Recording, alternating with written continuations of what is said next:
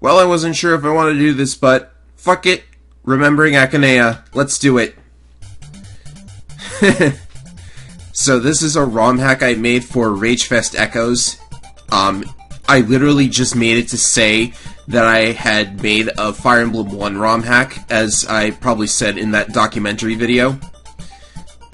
So this is completely unchanged. It's from the translation or whatever. And this map glitch right here, I have no idea how to really fix it, but you just have to, like, get back to... I guess you have to get out of the void. For some reason, that glitchy void always shows you the most recent map you've played. And in my case, that was Chapter 4. Like, that seems to be very consistent. I don't know why. Alright, so we have just a couple of fighters over here. There's a couple thieves up here. There's a hunter here. We haven't seen that class in forever. Some pirates, and these generals up here. So you've got Marth, you've got Doga, you've got Gordon, Cain, and Abel. And for some bizarre reason, Reena and Maria. Now, the original idea for this is that it was to be a puzzle, because you have two basically impenetrable walls here. By the way, that item is the telescope. It's an unused item, but the translation never fixed the text glitch, because why would it? It's an unused item. So the idea was, you have to get magic somehow, and the only way to get magic is to promote a cleric, because you don't have a mage, and they're at level 9, so what you have to do is do a trick in Fire Emblem 1 where you sit a cleric on the fort and let the thieves rapidly attack them, because in Fire Emblem 1, clerics get EXP whenever they take damage, or whenever they get attacked, rather. But it turns out that none of that is actually necessary, because there is a bug in this chapter that causes these two to move out of the way if you do something... like, I'm not even sure what it is. When Marky Joe played this, he got them to move by visiting one of the villages. And, like, I'm not even sure how that works either. So, you know, my big plan was basically, like, dead in the water from the get-go. So we're just going to, like, we're just gonna... You know, we're just gonna see if we can get through this as quickly as possible. Move Marth here. Another interesting quirk of the old Fire Emblem games is Marth's magnetism, which basically means if Marth is able to be attacked for any reason, they will always go for him. And I'm gonna use speed up here. Is it the tab key? I must have... Yeah, that's the speed up key. Because FE1 animations are slow. No damage so far, which is pretty impressive. Ah, there we go. You see, they went for him. I don't think anything else of interest was in their range, though, so, you know, if they've got the choice.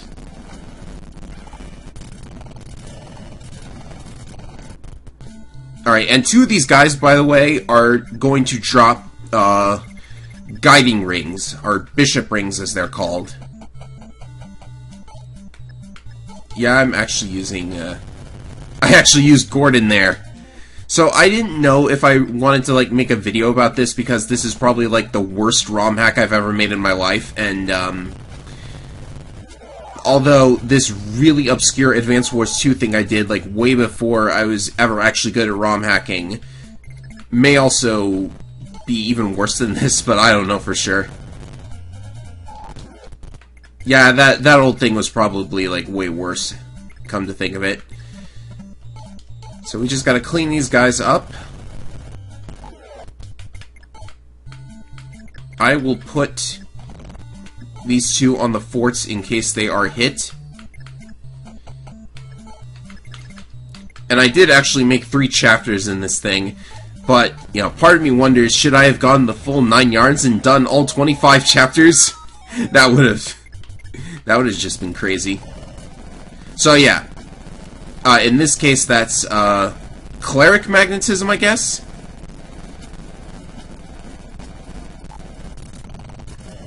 No, I think Reena can... This guy's not moving. He is not moving. I have no idea why he's not moving. Fire Emblem 1! Oh, I guess you must have thought, oh, I better go for the, Oh, I better go for the... fort, but... I can't get to the fort. And I shot at the wrong guy. That's not good. And I missed. Wow, what was that? A 95? I'm pretty sure that was a 95. So Doga got rid of that guy. Come on. There's the guiding ring, but it's called the bishop ring in this version. So yeah, I should actually point out that I don't, you know, I probably made this clear with that review video, but I actually don't hate Fire Emblem 1. Like, by any stretch of the imagination. I gotta check this guy's speed, because he has a silver bow. I have no idea why I give him a silver bow. But he has 5 speed. Maria... No, this is Reena. Reena has 8 speed, so she'll probably be safe and not get doubled. Yeah, I actually think Fire Emblem 1 is kind of okay for its time. Like, some people are going to look at how slow the game runs and think, oh, this isn't worth playing anymore. It runs so slowly. But, you know, at least the map design is not Gaiden. That's all I'll say. Okay, so, shoot you. Are we good? There's the other bishop ring. Marth almost got killed there. And yes, knights were able to use swords in Fire Emblem 1. There's no such thing as weapon triangle, or weapon limitations, I guess. Give Marth some healing.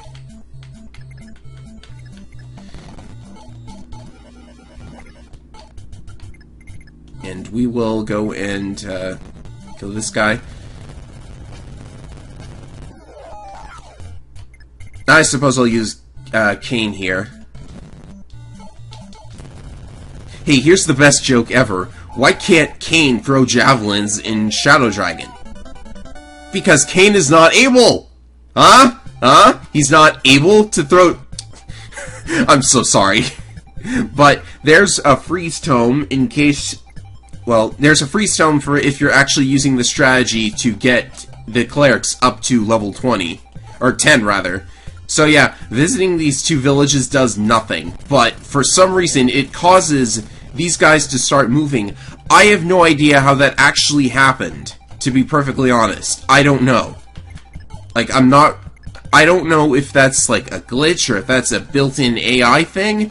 It's just so very strange. So yeah, I learned something about Fire Emblem 1 AI in case anybody ever wants to ROM hack it, which nobody will. Well, one guy did, but, you know, it was just a couple of maps to say he did, just like mine. So, those 2 have absolutely nothing, but the general has a javelin. Fun fact about Fire Emblem 1 generals, they can only use swords, I guess. But I've equipped him with the javelin, so he is forced to use the sword animation. So either he has no lance or javelin animations, or, you know, it's just... I don't know. Let's see, so he only took 9 damage.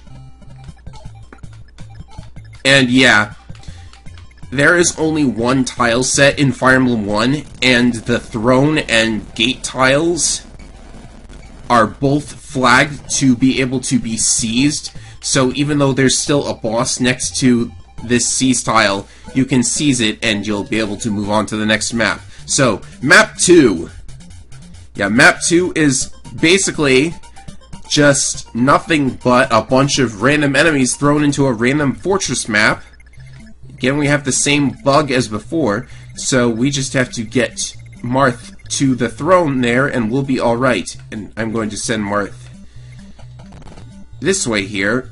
Yeah, we still haven't fully, like, hacked Fire Emblem 1. Oh, but there are a couple of enemies back there, so we should probably deal with that somehow. Do we have javelins? Did I leave him with his javelin? Yeah, I did.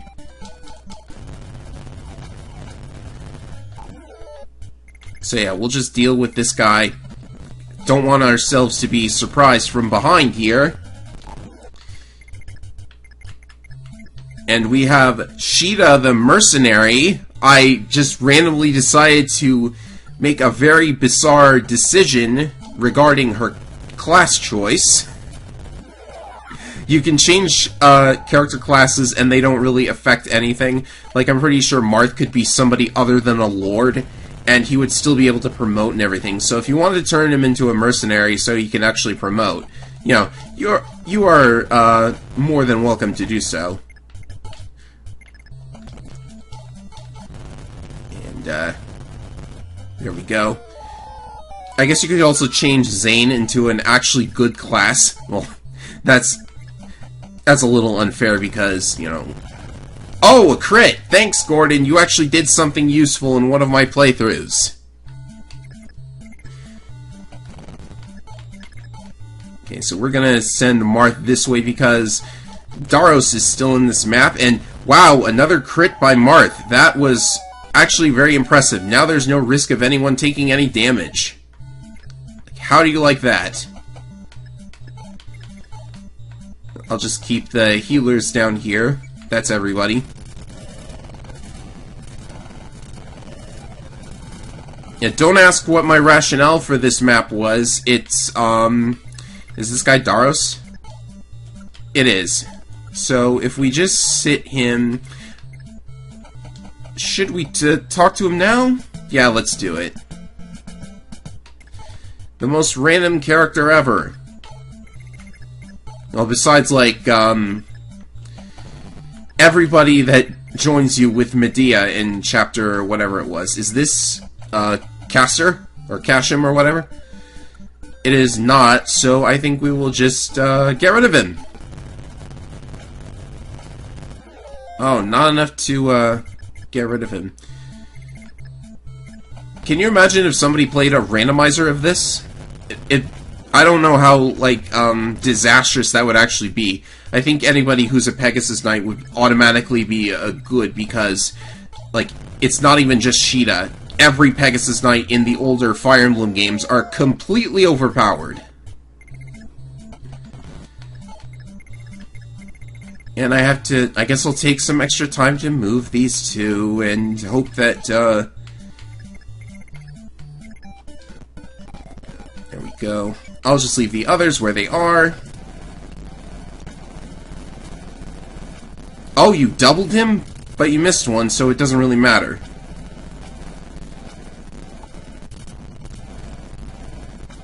Thank goodness for Marth magnetism. Where would we be without it?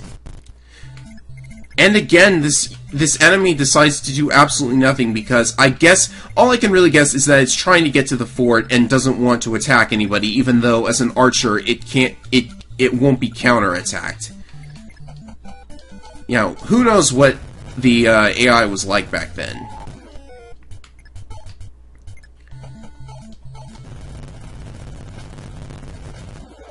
You know, I think I could make a pun in Japanese regarding Maji's name, but I can't really think of what it actually would be. All I know is he's gonna die if I don't, do something. I'll just get rid of you.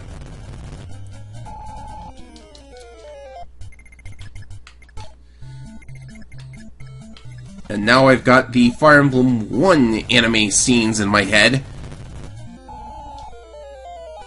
But that's going to happen if you play this game at all for any reason whatsoever, or if you play Shadow Dragon. Oh, this might be a bad idea. Nah, we're fine. It all depends on how many people can attack him on the next turn. There's really only one, and it's a thief, so nobody cares. So, I wonder if anyone's ever actually, like, used Saji, Maji, and Bartz or Daros in Fire Emblem 1. Like, even in Fire Emblem 3. Because they don't promote. Axes are a really bad weapon type in this early in the series. So, I don't actually know if anyone's ever actually done that. But then again, oh dear, he doubled. That's not Kashim, so...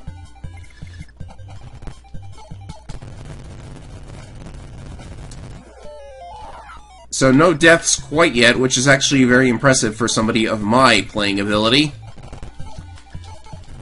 Because normally I would have made a mistake by now. So I'll just leave those two there. Castor's probably going to go for I should probably let Castor go for Sheeta.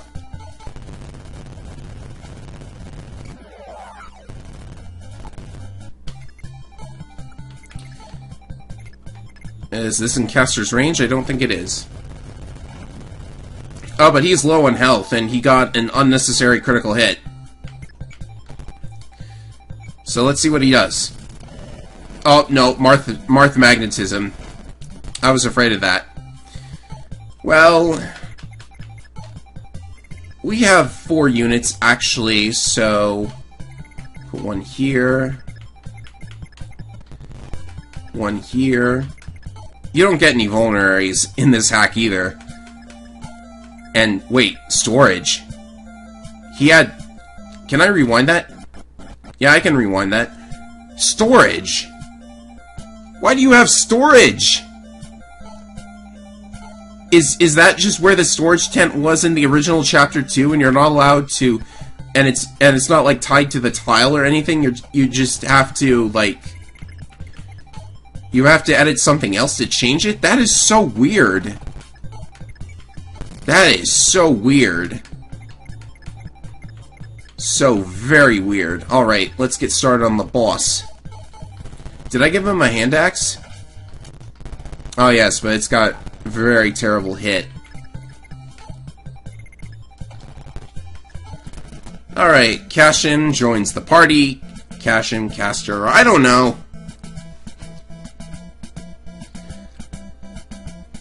My life is yours. That's not a good thing to say to a woman, dude. Marth's low on health, so we'll let the Cavaliers take care of this. Only 3 hit points. Wow.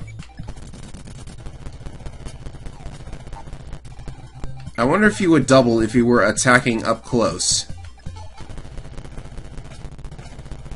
Oh yeah, but the damage is just pitiful.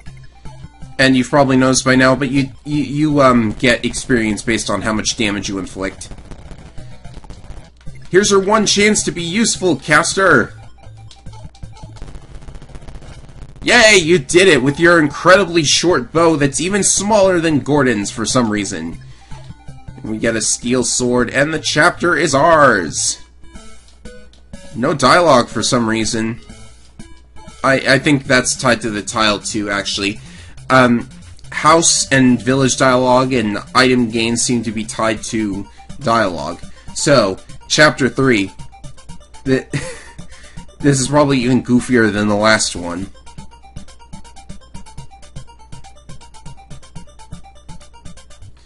Alright, so we have... So yeah, the throne is empty. You are supposed to use the warp staff to get to it. But you can see that the people carrying it right now are kind of off the map. So what you are supposed to do is go into the unit list, select who you want to move, and then you just move them. But if you cancel out of that menu, then it actually causes the game to softlock, which I did not intend at all. But it's apparently a thing that happens. Oh, whoops. But I do think it's pretty goofy that you have to do that.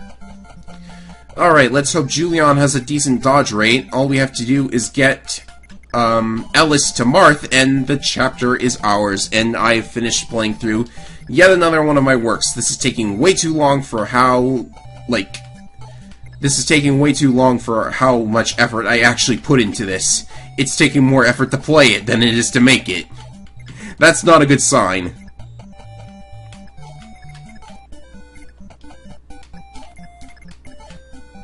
I'm just going to form a wall, because Navarre and all of his units are going to be coming for us any minute now. Like, as soon as I end turn, in fact.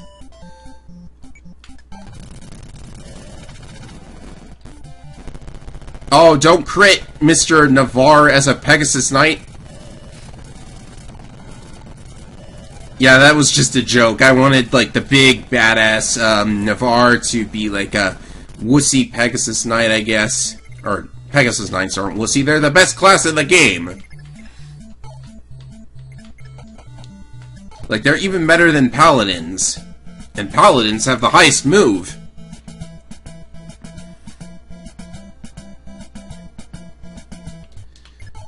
If you risk your life to recruit me, then I have no choice. Well then, you know, maybe I should risk my life to recruit every last one of those enemy units that are with you right now. Julian is probably not going to live. I'll just keep them in the forests.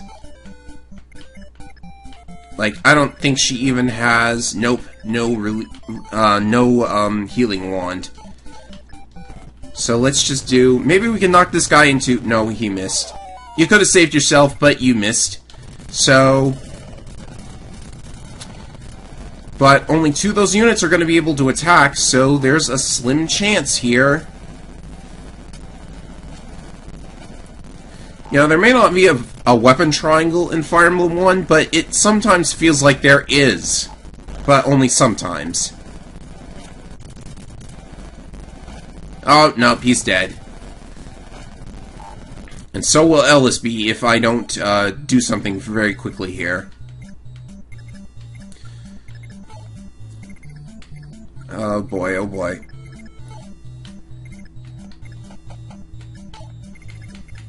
You know, I think this should be okay, actually, because only the archer can... Only the hunter, excuse me, can even attack.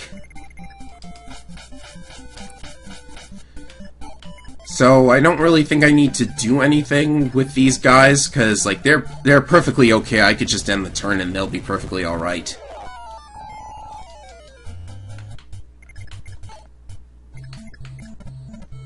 And we'll, I could probably just go the extra mile and get rid of this guy. Just to make sure I don't get any more deaths. Like, I'm not even sure if it's possible to save Julian there, because they're so close to the enemies. That's a bad design choice by me. Alright, so only one archer can shoot at Ellis. And wow, a crit. That's nuts.